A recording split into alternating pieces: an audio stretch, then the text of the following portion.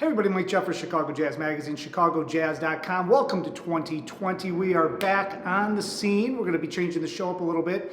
But first, we're going to go back into the archives. There's a few interviews that we didn't get to from the 2019 Chicago Jazz Festival.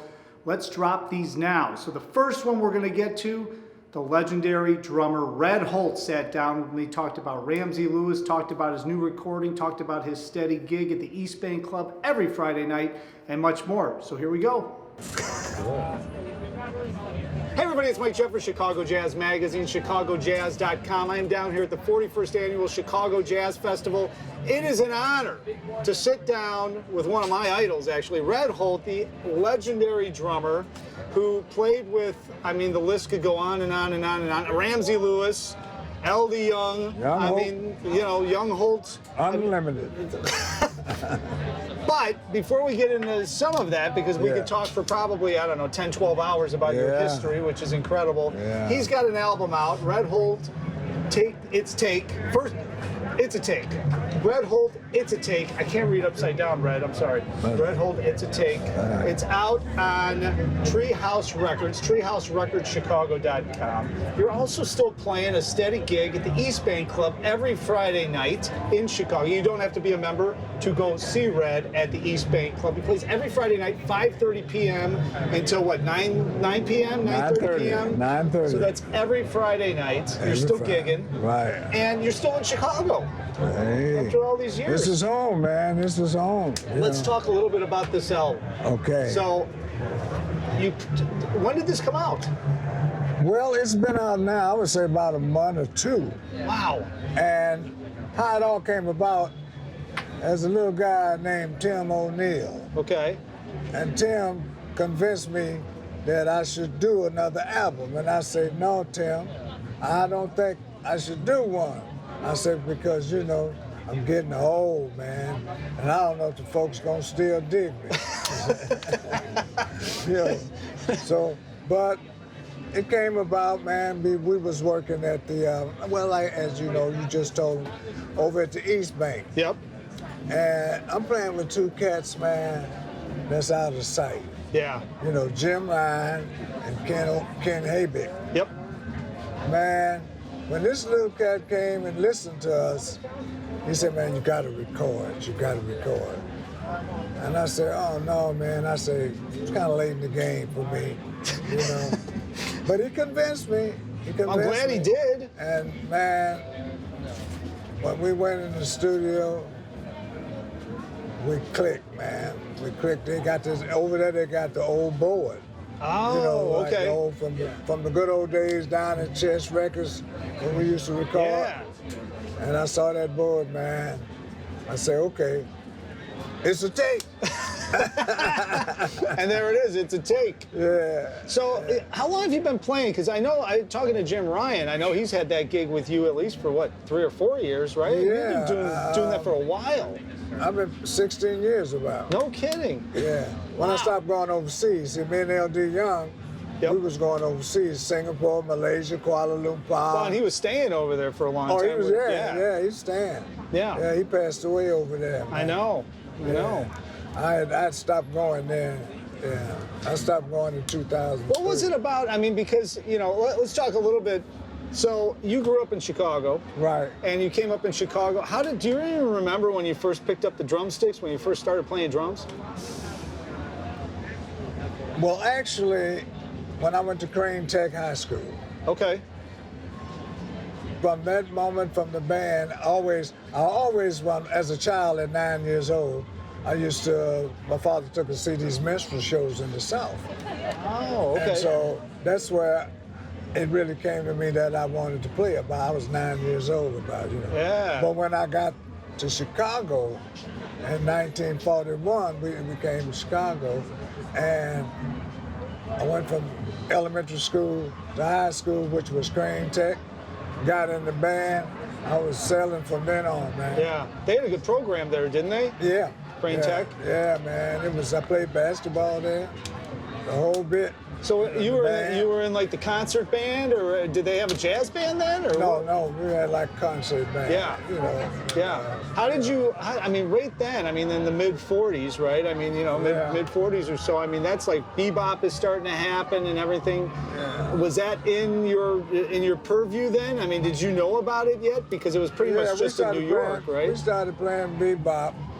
A guy named Wallace Burton. We had our band. We had a 7-piece band called the West Side Clefs.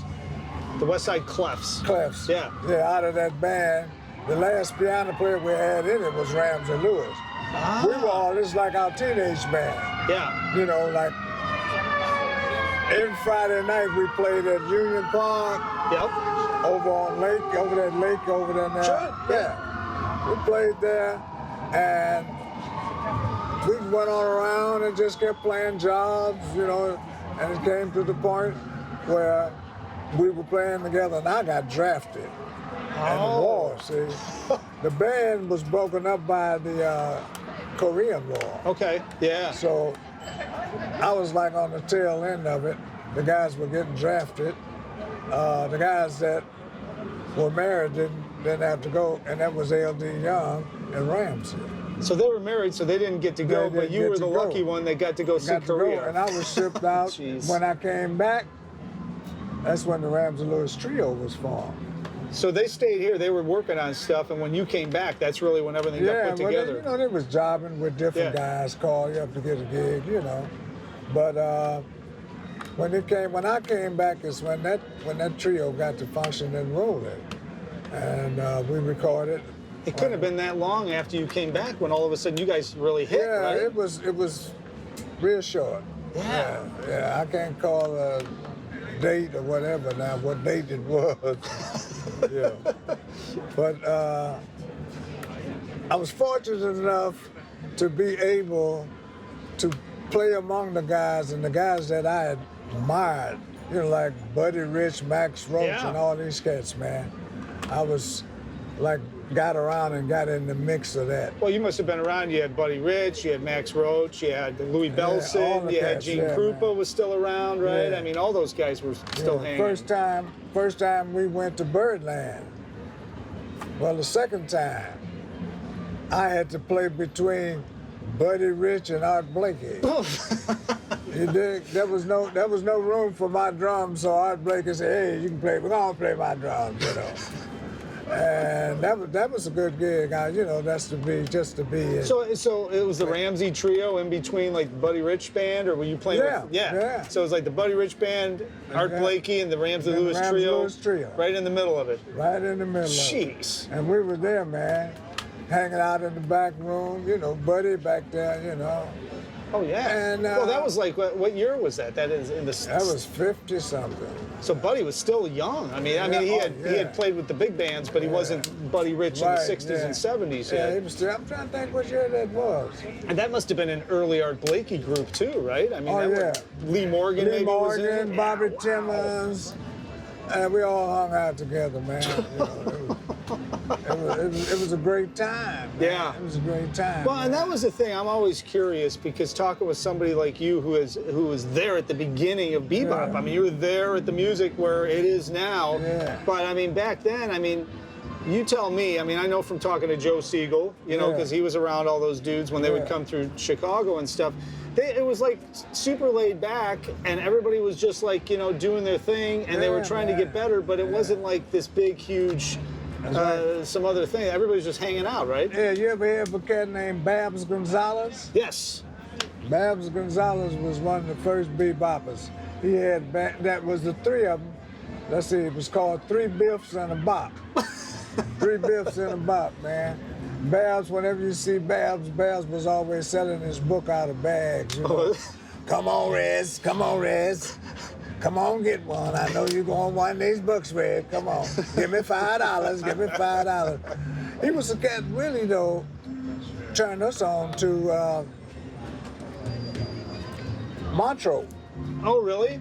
Yeah, Babs Gonzalez. Well, he played that famous solo, didn't he? Yeah, he told Claude Nobbs, who was a festival guy, about us, man. So we went over there when we did the third festival. It was on the Nina Simone's group, Bill Evans, Eddie Gomez. Yep. and them cats. Yeah. That was the first beginning of that Montreux Jazz Festival. Ah, and you guys were on it, right? Yeah, we stayed over there.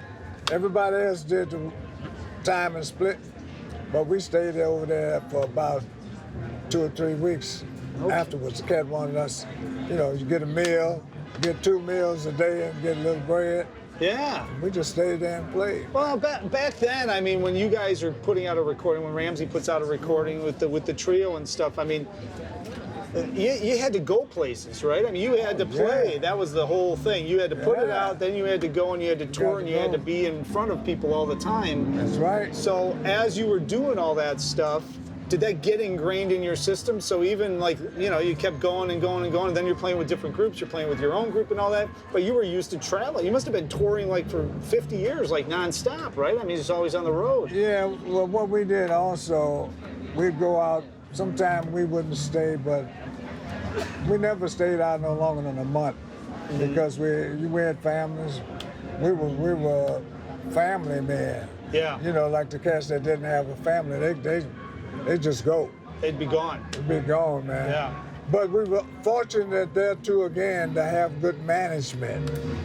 See, we had Daddy O'Daly, the disc jockey. Yep. He was our manager, and then he turned us over to a guy named John Levy, who managed Nancy Wilson, Cannonball Adderley, everybody. Right. And we kind of pegged it, man. We kind of pegged it where we'd do that 3 weeks, 4 weeks, 6, boom, go home. Right. Because we had a circuit. You could go from Chicago, Detroit, Dayton, Columbus. Jazz was All the way around and end up in New York. Jazz and was a pop around. thing, man. Every town had at least 2 jazz clubs. Well, that was a popular music then. Yeah, I mean, that was like the pop music of the day. That was the man. hottest thing. And when you guys would go to those towns, you'd sell out the places. Yeah, it's just great. And it would be like a thing when you guys would hit the town, right? Tell you, man. You guys in town? Yeah, man. Like DC was our town. Man, DC. Really? Ooh, Yeah. man. That's when the in crowd popped. When we put that in crowd, man. The people that loved us, man. It was in D.C., huh? That really like just went crazy. The Bohemian Caverns. Oh, It was okay. at the Bohemian Caverns. This place, man, is in this building, and you go down. And like for a little kid, if a little child walked in there, dark, and like they had faces hanging out, sculpture. Little face looking at you like, you walk down, you say, oh, wow, man. But it was great. It was like a cavern, like they stone. You would think Yeah. you was in a little stone building or something. Yeah. And the place was jumping, man. And those places that you used to play, like when the in crowd hit, I mean, you guys were playing clubs that were maybe 150, 200 people, right? I mean, at first, before you got into the bigger theaters. Yeah, at first, and something like, a lot of places was in a house, like the cats converted it. Like the first time we went to D.C., we played, what was the name of the place?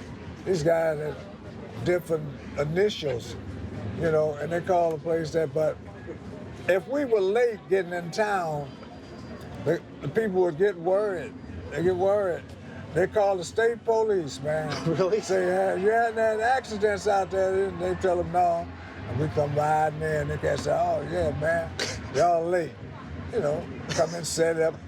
Start playing. Yeah, it's not real family-like. Yeah. The warmness among musicians, man. Well, the three of you, I mean, you guys were like real tight too. I mean, Yeah. and I mean, you guys were all pretty much down to earth, I think, and everybody was like hanging around and stuff. Yeah. But you never left Chicago, so you ended up just always keeping your home base here in Chicago. Right. Why Right. was that? You just loved the town? Well, it was home. Yeah. It was home, married. Yep. My wife's home, and they would talk like, hey, maybe we ought to go to New York. But once we got to New York, we said, no, we're going to stay in Chicago. Well, you guys probably could because you could easily go into New York, play a bunch of times, and come back to Chicago, yeah. right? Yeah. We was, to stay together that long, it was totally it was a blessing for all of us. Yeah. You know, and we all was family. We all knew each other from childhood. Our babies were born at the same. Just ran into Frame. Yeah, man. I talked to Ramsey the other day.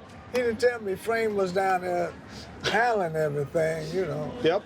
But How long were you with Ramsey? I mean, how long was that group together? until we broke up in what, 65. Okay. Yeah. We'd been together. The three of us had been together since teenagers. Right, yeah. Yeah. We were teenagers. And we played together. We played with other people. But we played at Daddy-O. Daddy-O was a disc jockey. Sure, yeah. Daddy-O Daily. And he said he saw the uniqueness in us playing together. And he kind of planned a lot of things. Yeah.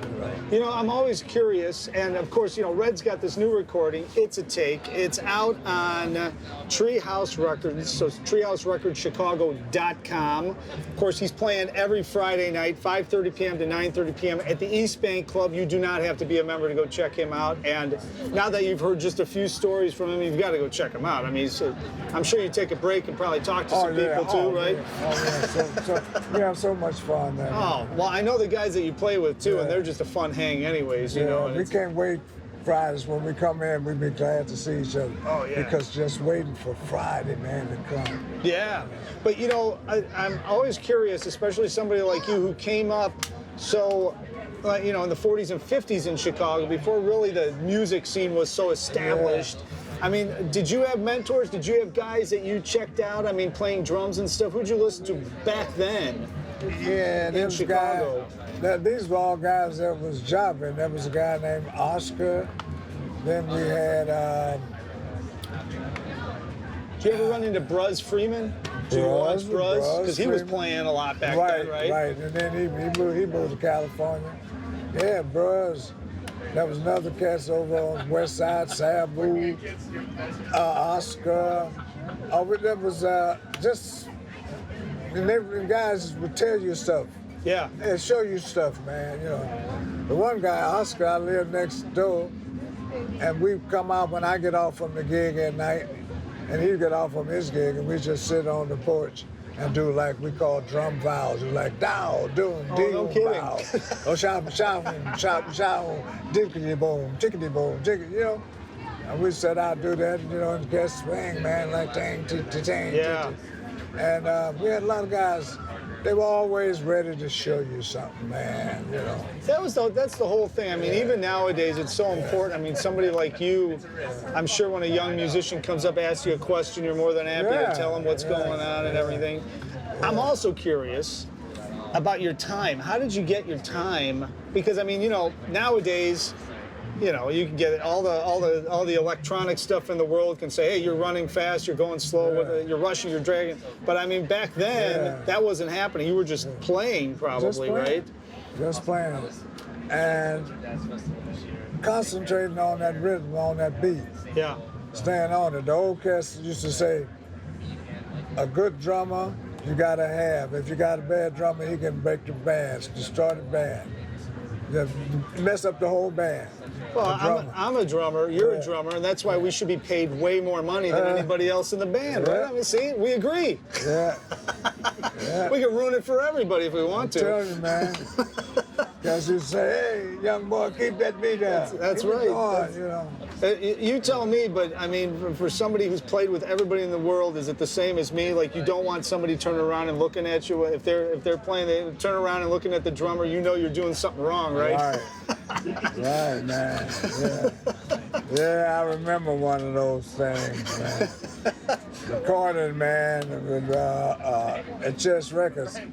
I played with that group of cats from the Basie band. They call themselves, what do they call them? Something. But anyway, Daddy-O had them call me for the gig. Yeah. And Freddie Green, you know Freddie Green, the guitar, sure. He's got that chump, chump, chump, chump, chump, chump, chump, chump. And we played a couple of tunes, man. And I got out of sync. And come through, ba-doop, bop, boom. They said, cut it. Oh, he turned around and looked at me and say, "Hey, young blood, don't do that no more." Freddie Green said that? Yeah, the guitar player jumped. He said, "Hey, don't do that no more," you know, because it wasn't a lot of overdubbing then. Right. Wasn't a lot of overdubbing. So you mess up, man, you got to stop, take that whole tune all over. And I say, "Yes, sir."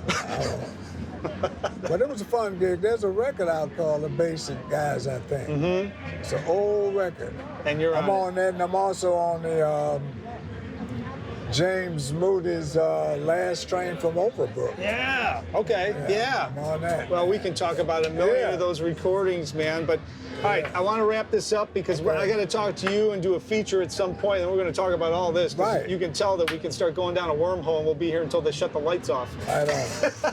Ladies and gentlemen, Redd Holt, I can't believe it. It's a take. He's got a new recording out. He's playing at East Bank Club.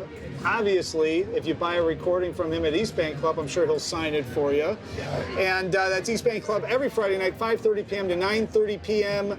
It's also available at treehouserecords.com. Redd, it is an absolute honor and a pleasure to have you here with me. My pleasure. Oh, and ladies and gentlemen, you got to go check him out. And if you don't check him out at the East Bank Club, be sure to pick up a recording here. Also on YouTube, if you do a search for Redd Holt, it's a take. He's got a very cool promo video that's up there too that shows some behind the scenes things of the recording. So it's very cool. I'm going to link all that stuff up in the description. It'll also be on chicagojazz.com, so you can check everything out there. And until next time, hopefully I'll see you somewhere out on the scene.